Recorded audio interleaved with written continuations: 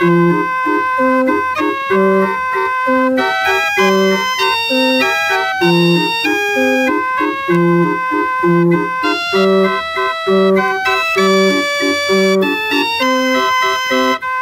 15 mai 1920, naissance de Michel Audiard à Paris, dans le 14e arrondissement.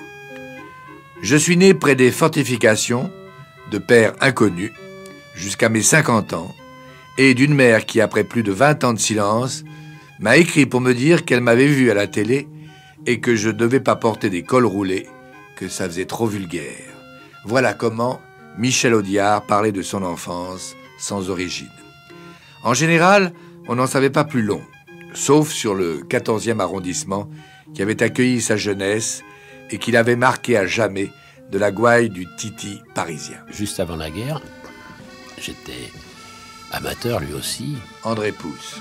Et comme il montait pas les côtes, il faisait de la piste. Il aimait bien la piste parce qu'il n'y a pas de côte sur la piste. Et on s'est connus au Veldiv. Puis moi, je suis passé professionnel et lui, il est devenu porteur de journaux. Le vélo, c'est sa passion. Michel rêve de devenir un champion cycliste. Et je l'ai connu jeune, très jeune. Gilles Grangier. Si Audiard avait pu monter la côte d'Évreux à la même allure qu'un Bernard Hinault, on n'aurait jamais eu de dialoguiste. Et au départ, il préférait le vélo et l'écriture. Et on a eu la veine qu'il ne soit pas dans le peloton de tête. Parce que Michel, il voulait être dans le peloton de tête. Le cyclisme n'apporte pas à Michel la gloire qu'il espère. Il rentre dans le peloton. Il abandonne la compétition pour devenir porteur de journaux. Mais cette fois, dans son nouveau métier, ce n'est pas le vélo qui l'intéresse, ce sont les journaux. Et ce n'est pas ses qualités de rouleur qui lui font mettre le nez à la fenêtre, c'est son coup de plume. Il devient journaliste. Et je me souviens qu'il était correspondant particulier à Pékin, Michel Audiard. André Pousse. Il n'a jamais foutu les pieds à Pékin, bien entendu, ni même à la frontière, ni même à la frontière de la Chine. En plus, il n'aimait pas trop quitter Paris. Il habitait à l'époque Faubourg Saint-Jacques. Il faisait ses papiers de là, notre correspondant particulier à Pékin, ça m'a toujours fait marrer. L'intention de l'amiral serait que nous percions un canal souterrain qui relierait le Huanghe-Ho au Yangtze-Kiang. Yangtze-Kiang. Bon. Je ne vous apprendrai rien en vous rappelant que Huanghe-Ho veut dire fleuve jaune et Yangtze-Kiang fleuve bleu. Je ne sais pas si vous vous rendez compte de l'aspect grandiose du mélange. Un fleuve vert. Vert comme les forêts, comme l'espérance. Matelot et nous. Nous allons repeindre l'Asie, lui donner une couleur tendre. Nous allons installer le printemps dans ce pays de merde. Bon, je vois que vous êtes raisonnable, je vous laisse. J'ai des clients assez à bien moi. Dites donc l'indigène, un peu de tact, hein. Parlons d'autre chose. Parce qu'on les connaît, vos clients. La Wehrmacht polissonne et le Feldwebel escaladeur, hein. Et puis merde, je vous raconterai plus rien, là. Chut, Albert, vous fâchez pas. Vous fâchez pas, mais nom de Dieu de bordel. Je vous offre des rivières tricolores, des montagnes de fleurs et des temples sacrés, et vous me transformez tout ça en maison de passe. Vous plantez votre Babylone normande dans la mer de Chine. Alors, Matelot et nous. Oui, chef. On va brûler le village. Où sont les grenades que je les dégoupille?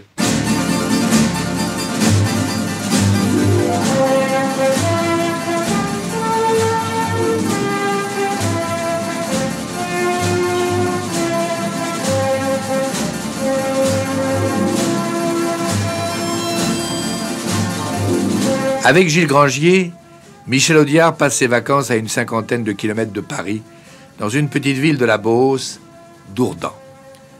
Dourdan va devenir son port d'attache. Une fois riche et célèbre, il y achètera une belle maison bourgeoise où il aimera recevoir ses amis. Quand je passais les week-ends à Dourdan chez lui... Jean Carmet. Et on ne se couchait pas. Quand tout le monde se couchait, tout le monde allait... quelquefois, il y avait tous les copains, là. Il y avait des bandes de copains. Personne ne se couchait, mais quelquefois, on était tous les deux. À ce moment-là, on refaisait le monde d'une façon dangereuse, quoi. Les amis, les copains, prennent une place importante dans la vie de Michel Audiard. J'avais une espèce d'intimité... de téléphone avec lui. Tous les matins, on se téléphonait, pour rien se dire. C'est-à-dire pour dire il fait beau, il fait pas beau, qu'est-ce que tu vas... Ah tiens, tiens, il y a une espèce de petite brume, il y a un beau rayon de soleil, il y a un oiseau qui vient de passer ou n'importe quoi, qu'est-ce que tu fais? Il y a là, et ça m'emmerde, il y a tel truc, il y a tout le truc. On dessinait la journée et puis tout d'un coup on partait d'un éclat de rire parce qu'il y avait une idée qui nous amusait autour de l'ennui de l'autre. Hein. Il y avait ça et ça durait avec des silences, avec t'as raccroché? Non, j'ai pas raccroché. Et puis il habitait souvent Paris pour travailler, il s'installait dans un hôtel à Paris et là j'avais pris l'habitude de rentrer sans frapper dans sa chambre et je le surprenais quelquefois au milieu de son oisiveté et il y avait un discours entre nous, tout ça, une espèce de dérision, de mensonges perpétuels en vérité. On se racontait des histoires l'un à l'autre toujours. Quand il parlait de moi, il enjolivait totalement mes défauts, c'est-à-dire les enjolivait. Il les exagérait d'une certaine façon, c'est-à-dire qu'il créait une espèce de légende par rapport à moi. Et quand ça me revenait, c'était merveilleux. Audiard, il avait quelque chose qui inquiétait, qui faisait beaucoup peur. C'était son cynisme. Frédéric Dard. Moi-même, il y a eu toute une période, et qui a duré des années, où j'avais un peu peur de lui, parce qu'il était apparemment impitoyable. Je dis apparemment, et il sacrifiait tout à un bon mot, à une réplique. On ne trouvait pas il n'y avait pas de quartier avec lui. Quand il avait quelque chose à sortir, il cinglait, c'était le coup de fouet.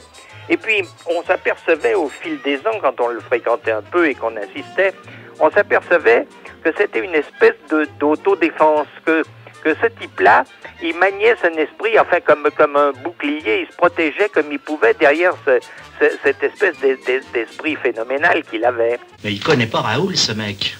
Il va avoir un réveil pénible. J'ai voulu être diplomate à cause de vous tous, éviter que le sang coule, mais maintenant c'est fini. Je vais le travailler en férocité, faire marcher à coups de latte.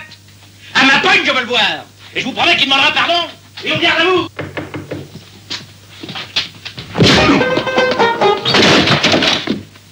J'avais oublié. Il y a 10% d'amende.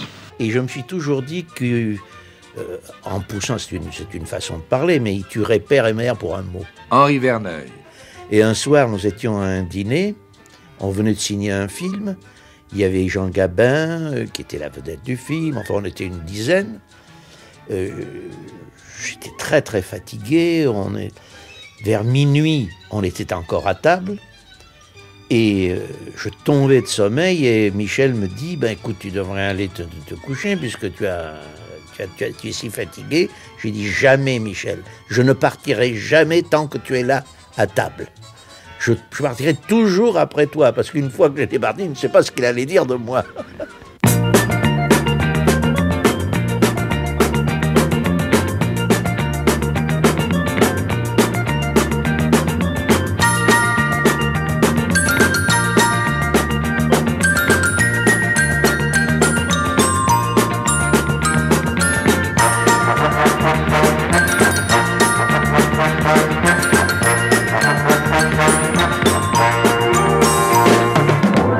À 10 ans, j'étais le ricaneur imbécile, sournoisement tapi dans le fond de la classe, entre le poêle et la porte, l'idiot qui se curait les narines en gloussant, celui qui apprivoisait les hannetons dans son plumier. Tout à fait fermé au savoir, je n'écoutais pas les leçons du maître. Cette attitude de lui-même, que Michel Audiard décrit une fois adulte, elle ne l'a jamais quitté. Et puis il avait des clichés qui le faisaient rire, qui faisaient rire ses potes, les très proches. André Pousse. Moi j'ai fait beaucoup de dîners en ville ou au restaurant, enfin, dîner en ville, ce qu'on appelle. Et ce que je veux dire, avec des gens invités, qui nous invitaient. Et quand le maître de maison disait « Monsieur Audiard, voulez-vous asseoir à côté de ma femme ?» Il dit « Bien sûr. Est-ce que je pourrais la tripoter ?» Parce que, tu sais, vraiment pour être vulgaire volontairement, quoi. Parce qu'il savait que ça me faisait marrer. Alors qu'il ne l'était pas vulgaire. Il était quelquefois grossier, jamais vulgaire. Pour être sûr que tu viennes, j'ai des envies de voyage. L'Océanie, Bora Bora, les Vainés. Tu connais? Pourquoi? Tu veux m'emmener? On n'emmène pas des saucisses quand on va à Francfort. Tu pourrais dire une rose quand on va sur la Loire. Question de terme.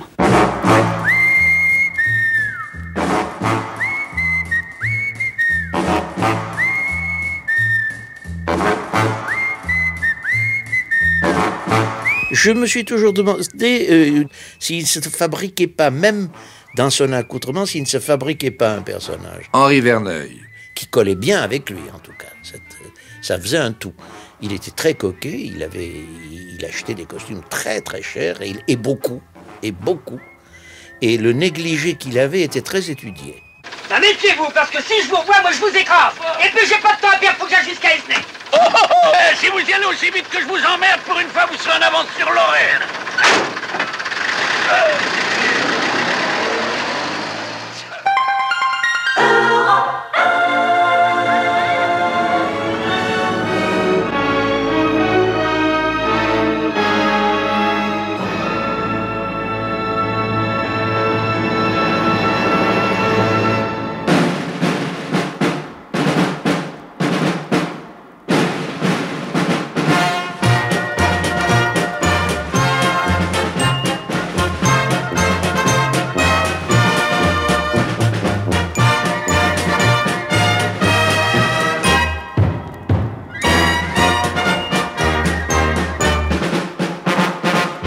Le naturel populaire du comportement de Michel Audiard correspond un peu à son itinéraire.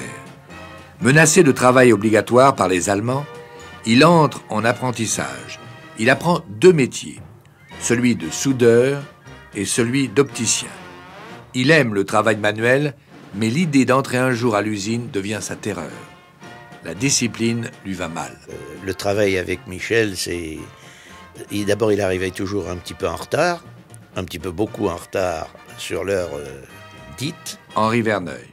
Ensuite, on commençait par faire le tour de tout ce de tout ce qui se passait à ce moment-là, c'est-à-dire sur les journaux, sur ce qu'on disait, sur ce qui était très très agréable. Et puis il arrivait un moment, au milieu de l'après-midi, où je disais si on commençait quand même.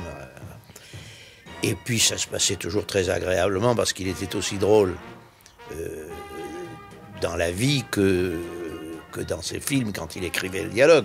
D'ailleurs, quand on écoute ses dialogues, il parlait comme ça aussi dans la vie. Il était drôle dans ses dialogues, il était drôle dans la vie. Une drôlerie même avec un humour noir. Happy birthday to you, happy birthday.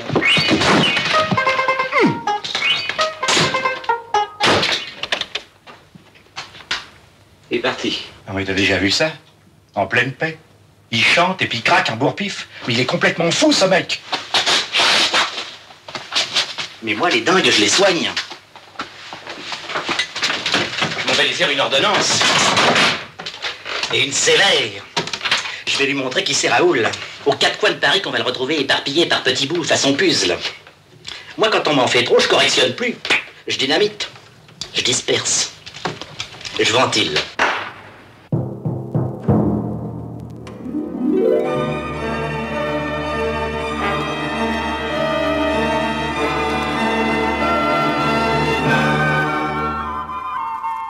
C'est encore l'écriture qui va lui donner rendez-vous. Le scénariste de la production artistique que dirige André Hunebelle tombe malade. Audiard le remplace sans penser à devenir pour cela scénariste. Il continue ce qui ne devrait rester qu'une expérience dans sa vie en écrivant 7 autres films. Commence alors une longue histoire qui se terminera 100 films plus tard. Il a fait 100 films en gros, Audiard, ou 80, enfin j'en sais rien, je n'ai pas compté. André Pousse. Mais c'est fabuleux, quoi. Et toujours, bam, à chaque fois. Et puis, dites-moi, quel est le dialoguiste dont on affiche dans le contrat? Il y a écrit sur le contrat, le nom de monsieur Audiard sera affiché dans les mêmes caractères que la vedette la plus favorisée. C'est-à-dire qu'il était, que ce soit X, Y ou Z, il était affiché de la même grosseur. Pourquoi? Parce qu'il faisait venir des gens. Entre nous, Dob, une supposition, hein, je dis bien une supposition, que j'ai un graveur, du papier et que j'imprime pour 1 milliard de bifetons. En admettant, c'est toujours une supposition, hein, en admettant qu'on soit 5 sur l'affaire, ça rapporterait net combien à chacun? 20 ans de placard, les bénéfices ça se divise, la réclusion ça s'additionne. Sa grande qualité d'artiste, c'était son trait. Jean Carmet. C'est sa façon justement de s'accommoder avec le mot, de trouver le jus du mot et puis d'envoyer la couleur avec le jus du mot. Ça, il le savait, ça. Il le faisait. Mais bon, ça pouvait être redoutable dans la vie aussi. Ça pouvait être redoutable. Il a des répliques qui sont absolument immortelles, Audiard. Frédéric Dard. Si vous voulez, je peux vous en citer, mais alors de mémoire, quelques-unes. Quand dans les grandes familles, Pierre Brasseur dit à Gabin, qui est le chef de famille austère, et Brasseur étant le vaurien distingué de la famille, Brasseur lui dit, quand on a des boutons sur la gueule, toi et moi, toi c'est le homard et moi c'est la vérole.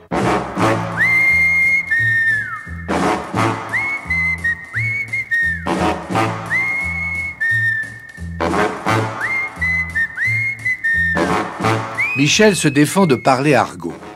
Il utilise le langage populaire qu'il remet en forme. Cela m'agace quand les journalistes font leur papier en l'émaillant d'argot, croyant m'imiter, dit-il. Je ne parle pas argot et je ne suis pas un titi, mais chaque fois qu'un homme du peuple a le sens de la répartie, on dit que c'est un titi.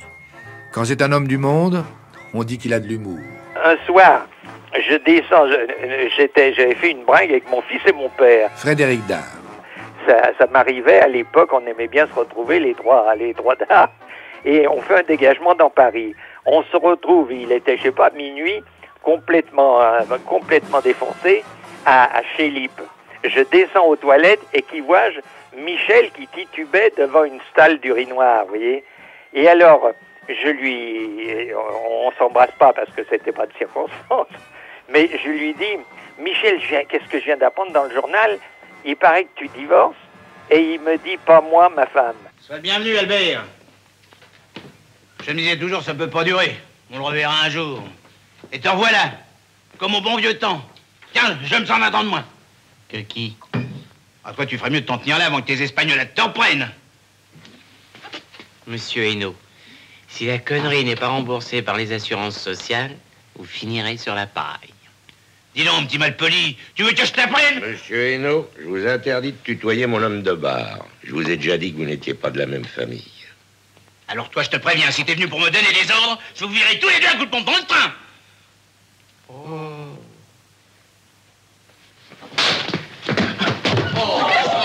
Et ce n'est qu'un coup de semonce. Allez. On ne peut pas, quand un homme a le talent qu'il a, on ne peut pas savoir si c'est ce qu'il pense ou s'il est en train de faire une bonne réplique. Voilà. Henri Verneuil. Ça, c'est impossible à vérifier. Il n'y a que lui qui le sait, et encore. Et encore. Car en l'écrivant, il est même persuadé qu'il le pense. Tout à fait, c'est un renard, Michel, c'est un renard. André Pousse. Il était toujours prêt à la dérision, quoi. À déconner, à raconter des bêtises. Je t'envoie un mec cette semaine. À quoi que je le reconnaîtrais? Un beau brun, avec des petites bacchantes, grand, l'air con. Ça court les rues, les grands cons. Oui, mais celui-là, c'est un gabarit exceptionnel. Si la connerie se mesurait, il servirait de maître étalon. Il serait à Sèvres. Oh, super malin. Gilles Grangier. Si le mot n'existait pas, il faudrait l'inventer pour lui. C'est exact, un malin de charme.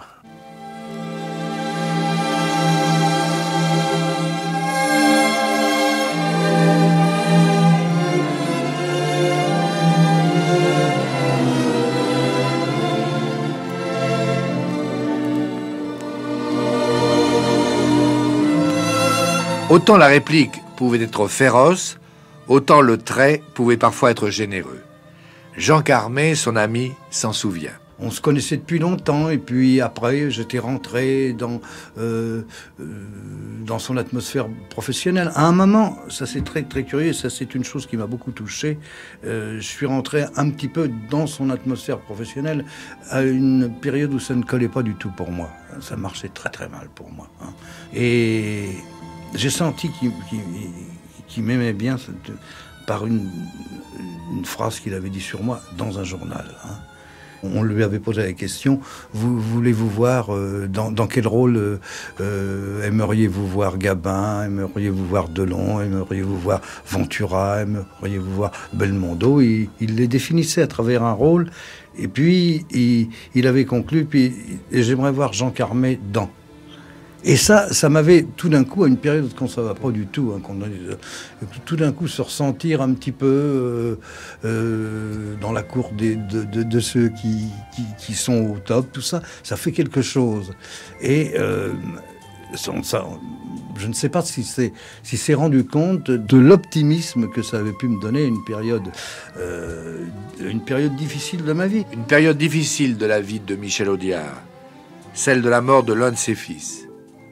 En 1978, sa douleur s'exprime dans un roman magnifique, La nuit, le jour et toutes les autres nuits. J'ai lu ce livre un jour, j'allais passer quelques jours à Venise avec ma femme. Frédéric Dard. Et j'avais emporté son livre. Et une nuit, dans un hôtel qui donnait sur le Grand Canal, j'ai lu ce bouquin. Et je me suis retrouvé à 3 heures du matin en larmes. Mais en larmes, parce que c'était comme une bouteille à la mer. C'était, je peux pas vous dire, un appel. Il faut lire ce livre. Il faut conseiller la lecture de ce livre. C'est un bouquin sublime. C'est le bouquin du déchirement. C'est le bouquin du type qui crie pouce. C'est le bouquin du clown qui en a marre et qui pleure sur son maquillage. Vous comprenez? C'est superbe. On avait fait un pacte avec Dieu, tous les trois, Dieu, Michel et moi, qu'on ne mourrait pas. André Pousse.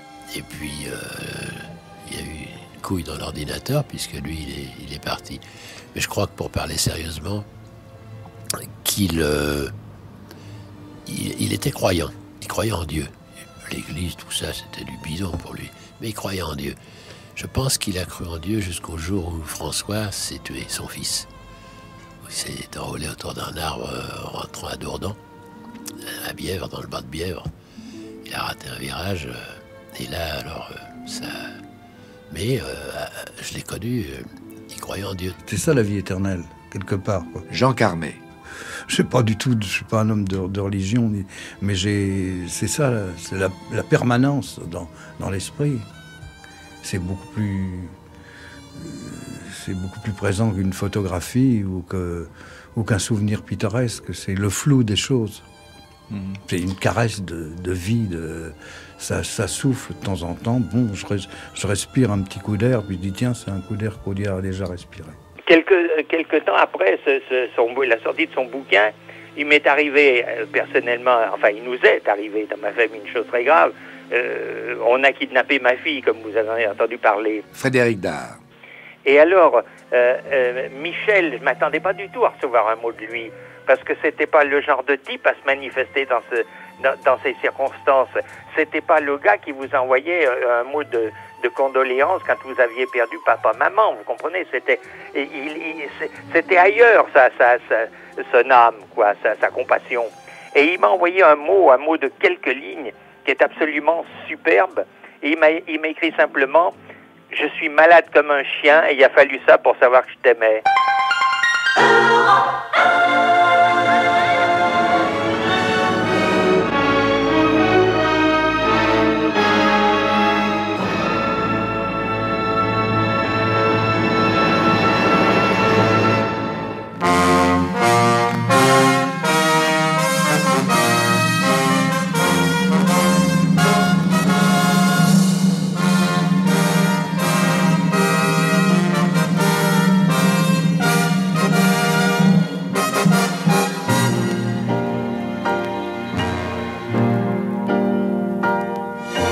Michel Audiard met le langage poétique de la rue dans la bouche des stars du cinéma français, des hommes en général, d'un homme en particulier, Jean Gabin. La rencontre entre le comédien et le dialoguiste est due à un ami commun, Gilles Grangier. J'ai eu la chance, moi, de rencontrer Jean Gabin, qui m'a fait confiance, et ma vie professionnelle a un peu changé, c'est-à-dire que je suis sorti de films que je renie pas du tout d'ailleurs. Je faisais des films musicaux, je faisais Guettari et Mariano. Et puis un jour, la confiance de Gabin m'a fait passer dans un autre style de film. Et j'ai eu l'énorme chance, dans le premier film, de pouvoir amener Audiard. Alors, ils sont devenus une paire d'amis, de complices. Tout juste, ils m'ont pas fait les enfants dans le dos, mais enfin, ça, c'est la vie, hein. Mais je suis très fier d'avoir fait ce mariage, parce que c'est vraiment moi qui l'ai fait. À quoi tu penses? Je pense que quand on mettra les cons sur orbite, t'as pas fini de tourner.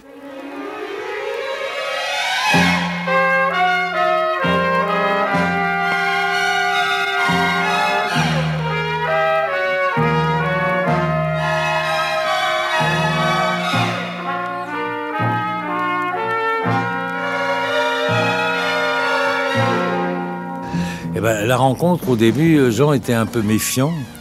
Il était, vous savez, Gabin, il avait une générosité extraordinaire. Et il m'avait dit, dis donc, on va essayer de rebecter un peu Prévert. C'est ses mots à lui, ça, rebecter un peu Prévert.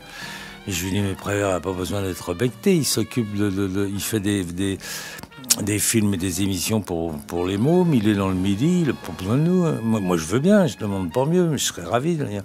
J'aurais été très heureux de faire quelque chose avec Prévert, mais je dois dire que j'avais l'intuition qu'Audiard amènera un sang un peu neuf dans cette aventure. Et puis je me suis pas trompé, parce que pour finir, ils se sont superbement entendus. Dis donc, Ernest, entendons-nous bien. T'as besoin de moi, j'ai besoin de toi, on traite. Mais un casseur doublé d'une donneuse, tu voudrais tout de même pas que je t'embrasse. Hein? Dans Le drapeau noir flotte sur la marmite, André Pousse. il doit dire quelque chose, je sais plus si c'est ça du reste, mais ça n'a pas d'importance. C'est le même esprit. Il doit dire, je prends le cap sud-sud-est, la paille au vent, on m'attend pour Sidney Hobart, parce que dans le film, il fait croire à son neveu qu'il est un grand marin. En réalité, il est cuistot à bord d'un navire de la marine nationale. Alors, il se plante, il dit sud-sud-est, ou un truc comme ça. Coupé, on la retourne. Sud-sud-est, coupé, on la retourne. Sud-sud-est, il se tourne vers Audiard, il dit, t'écris que des conneries qu'on peut pas dire. Alors Michel lui dit, t'as qu'à dire nord-nord-ouest, m'en fous, hein, ou nord-nord-ouest, enfin. Il le dit, on fait notre prise, il fait, tu vois, quand t'écris des choses normales, je suis pas plus con qu'un autre. C'est vrai que dans tous les films que j'ai faits, j'ai jamais entendu Gabin parler faux, jamais. Henri Verneuil. Mais il avait un secret, c'est qu'il commençait d'abord par mettre le dialogue dans sa bouche, c'est-à-dire à sa façon, comment il disait les choses, et ça, le premier serviteur de ça, c'était Michel, hein, et quand il l'avait bien dans sa bouche, alors là, il partait sur... Là où il m'a étonné, Jean, et ça, on s'était bien regardé avec Audiard pendant tout le film, on s'était demandé, pendant l'écriture, on s'était demandé comment on allait en sortir, c'est quand tout d'un coup on enlève Jean de son milieu, de son vocabulaire habituel, des mots qu'il emploie dans la vie, et on le catapulte dans le rôle d'un orateur, comme dans Le Président, où il va parler à l'Assemblée nationale. Le discours qu'a écrit Michel pour Jean Gabin, ce ne sont pas des mots qu'il emploie tous les jours. La preuve, c'est qu'il y a une prise avec la caméra qui fait tout le tour de Gabin pendant qu'il parle devant les 575 députés, avec le décor reconstruit à Joinville. Il y avait 3 pages de dialogue et d'un seul trait de caméra, il avait accepté, il m'avait dit oui, c'est comme ça qu'il faut le faire, tu as raison. Nous avons refait 57 fois la prise. Et toutes les 2 prises, il changeait de chemise. Mais quand il a eu la bonne, à la fin, quand ça s'est terminé, et j'ai hurlé le coupé parce que j'étais plus malade que lui, évidemment, quand on suit jusqu'au bout le mouvement de l'appareil, le beau dialogue d'Audiard qui sort. Quand j'ai dit le coupé, on s'est regardés tous les deux avec Jean, et c'est vrai. On a compris là que c'était la meilleure, c'était la bonne. C'était formidable. Et le lendemain, on vient nous dire qu'il y avait eu un plan d'accidenté. C'était ce plan-là. Et il a fallu le refaire.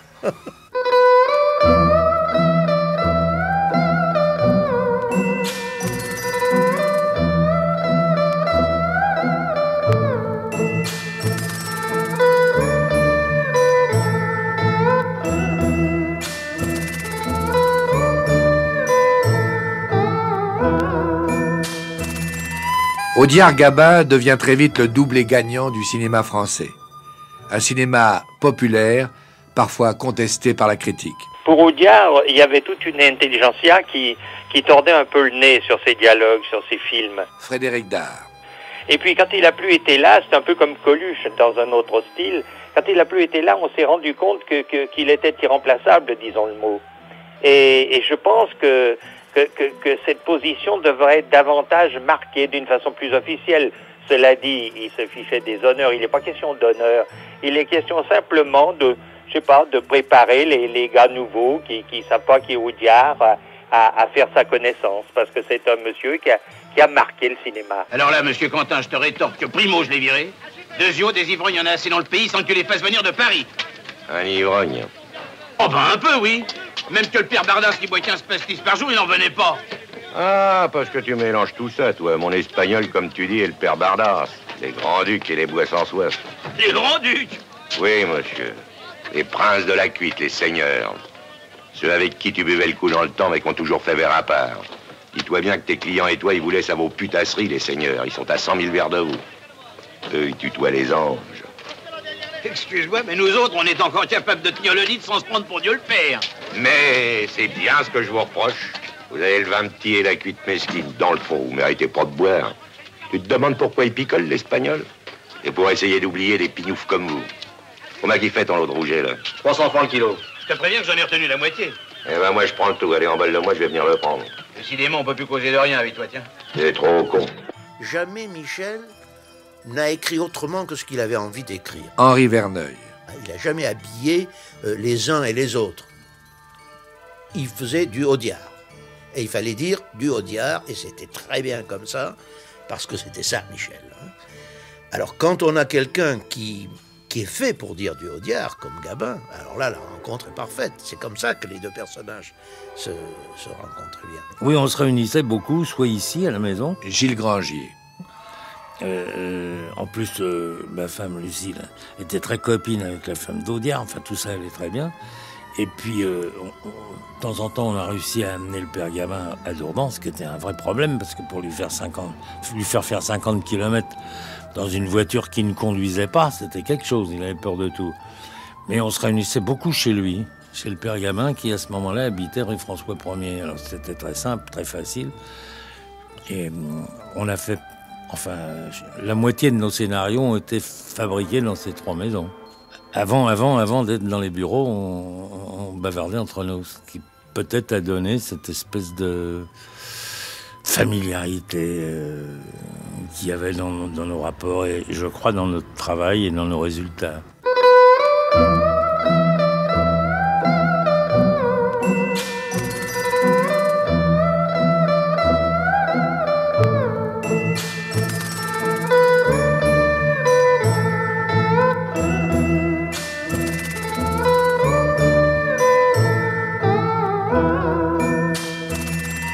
Il parle comme moi, Audiard, avec l'imagination en plus, dit souvent Gabin.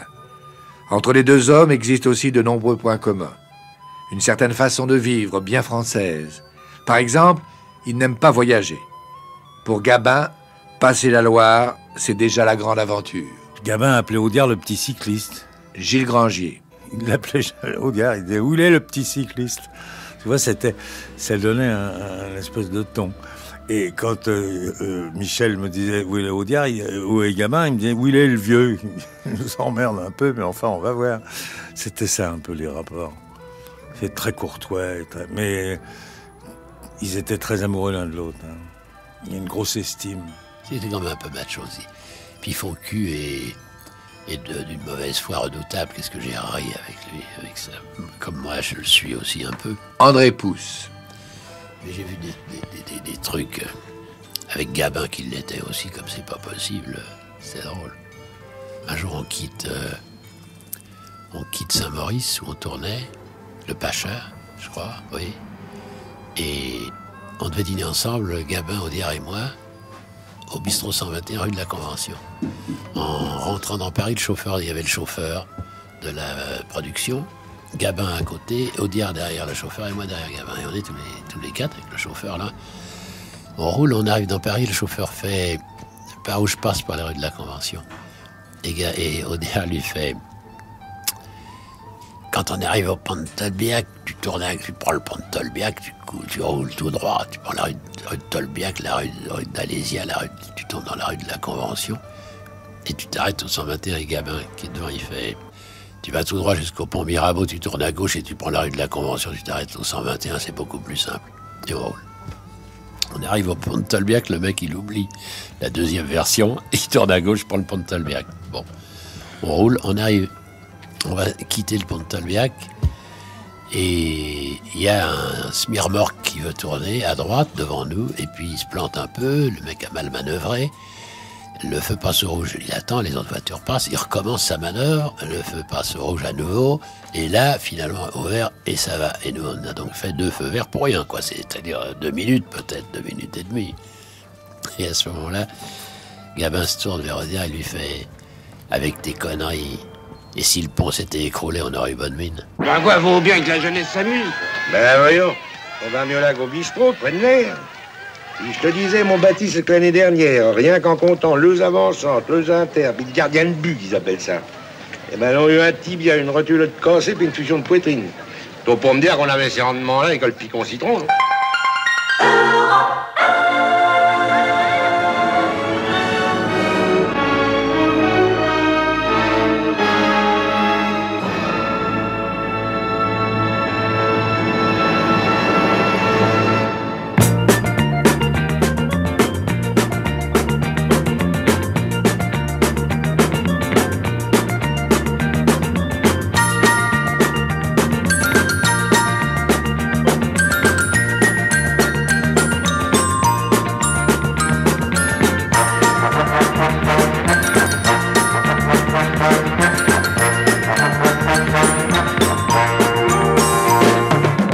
Faut pas prendre les enfants du bon Dieu pour des canards sauvages.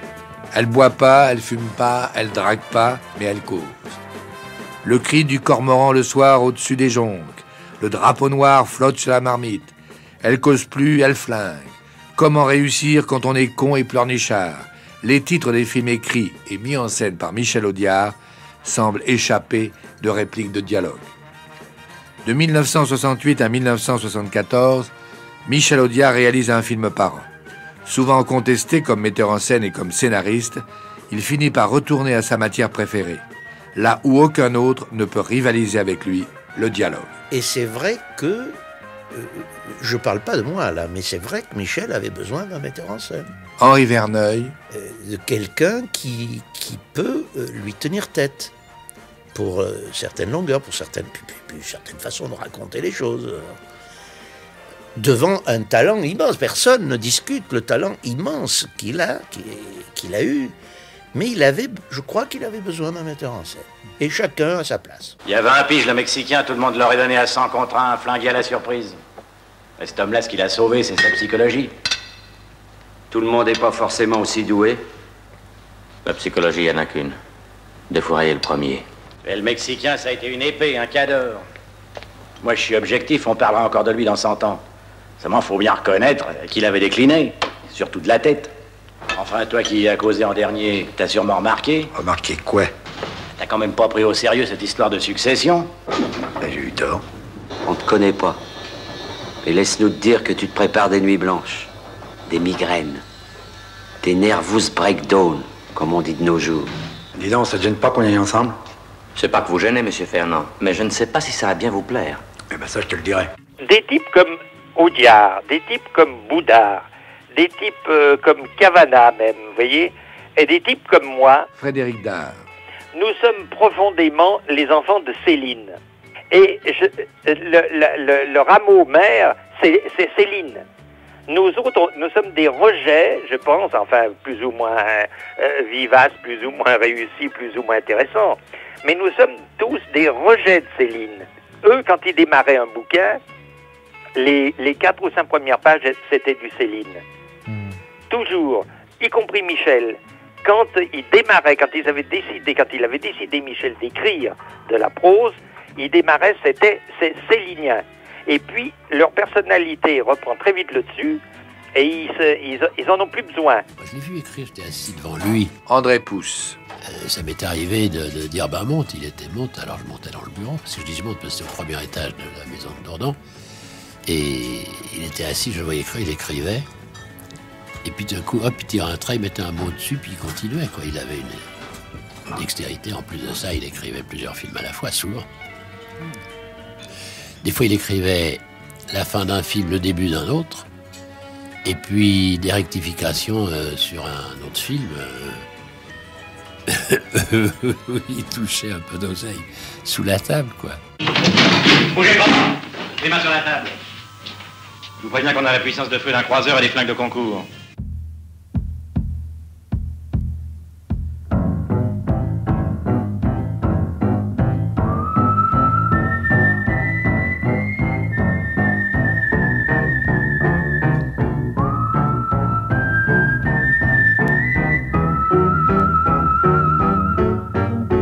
Le travail avec Michel se faisait de la façon suivante. Il y avait, j'amenais l'image, mais la réplique, lui, venait tout de suite. Nous avions une situation dans les Morphalous où la guerre, c'est la guerre, il y a des trous d'obus partout, les 3/4 des immeubles sont démolis. La place centrale est ravagée par les bombes, il y a des cratères partout. Et il y a le banquier, là, qui va partir avec sa femme sur le toit de la voiture. Ils ont entassé tout ce qu'ils ont pu, ils vont s'échapper, ils vont partir. Et je disais à Michel, là, c'est le moment de supprimer le mari. Je vais tuer ce banquier. Mais attends, il me dit, alors comment tu vas le tuer? J'ai dit, attends, je vais le tuer. Je vais le tuer.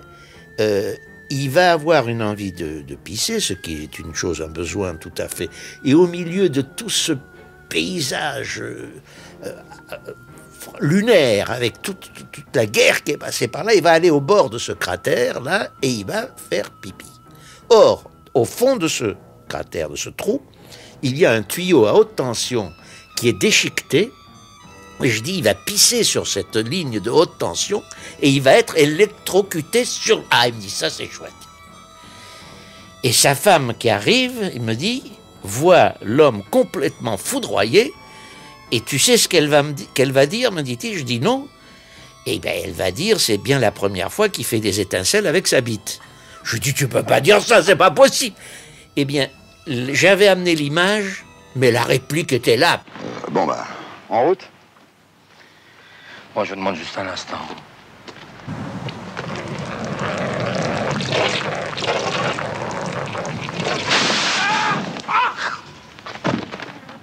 Nom de Dieu! Mais qu'est-ce qui s'est passé? Ben, il a dû pisser sur la ligne à haute tension. Point final. Vous savez, ça s'est passé tellement vite, il n'a pas dû souffrir du tout. Du tout. C'est bien la première fois qu'il fait des étincelles avec sa bite.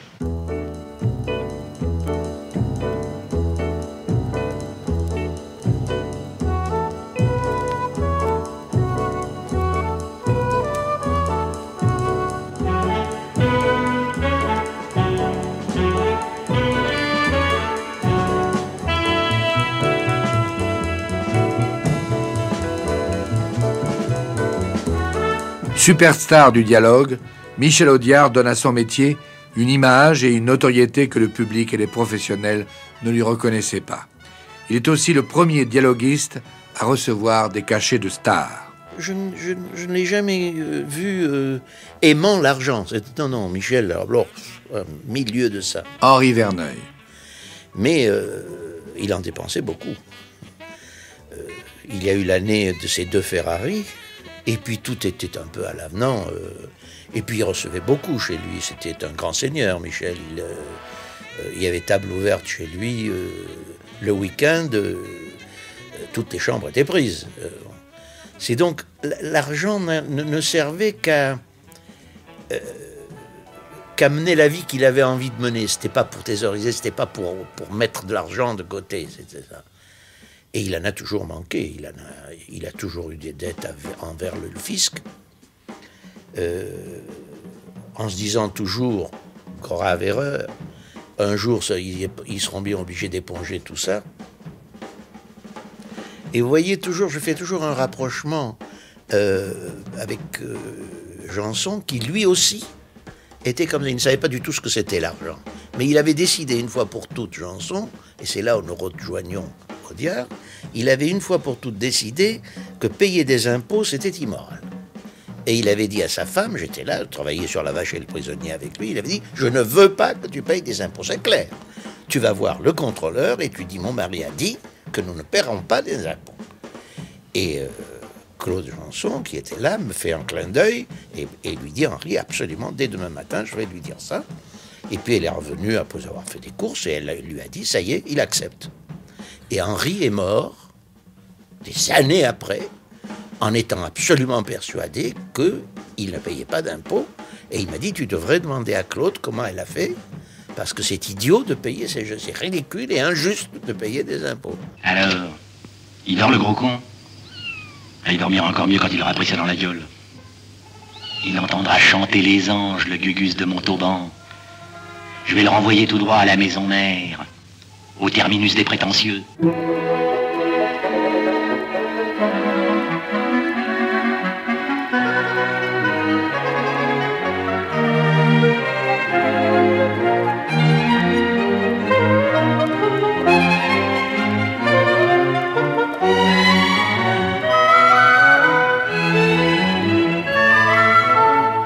Souvent, Michel Audiard travaille à l'hôtel. Il s'installe dans un établissement tranquille du quartier des Champs-Élysées ou dans des repères différents pour brouiller les pistes. Finalement, c'était un lâche. Il le disait, il disait, je suis un lâche. André Pousse. Vous l'invitez à dîner, il dit oui. Il y a d'autres mecs qui l'invitent à dîner, il dit oui aussi parce qu'il ne veut pas dire non, il ne veut pas refuser. Ça l'emmerde de refuser quelque chose. Parce que c'est un brave homme, quoi, si vous voulez. Ce qui ne correspond pas à son caractère, de dire c'est un brave homme, mais il était gentil, quoi. Et ça l'emmerdait de refuser. Alors il disait oui tout le temps. Des fois, il avait 3 dîners. Il avait une espèce de gourmandise dans laquelle il retrouvait l'enfance. Quelquefois, il adorait les choses comme ça, les coquilles Saint-Jacques et les sols. Jean Carmet. Il adorait ça et je le voyais, bon, il avait une espèce de... Il se mettait à table comme un bébé qui va nouer sa serviette et puis qui cogne sur la table avec sa fourchette. On vient tout de suite.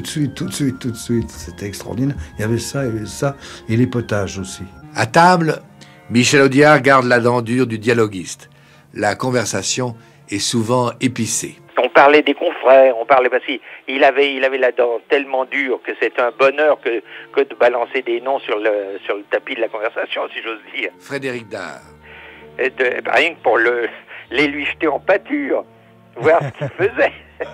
Il était craint, ça sûrement, mais il n'était pas détesté. Il pouvait pas, parce qu'il n'était pas détestable.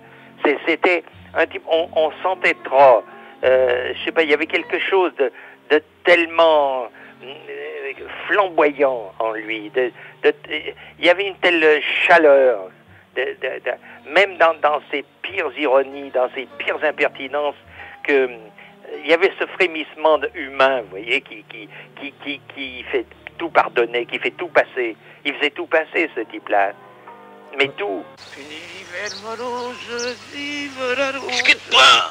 Oh, ben, chante parce qu'il a la trouille, tu le connais pas? Quand c'est qu'on était petits, qu'on revenait de l'école par le bois du Père Brignoul, et jardin tout le long du chemin, voyez des loups derrière les arbres. C'est pas vrai, t'es qu'un menteur. Ouais, toi, t'es qu'un péteux. Un péteux qui a quand même été au 42e de ligne. Non, ben, c'est pas étonnant que les Prussiens l'aient repris de Fort-de-Vaux. Fort-de-Vaux et moi, on t'en mêle.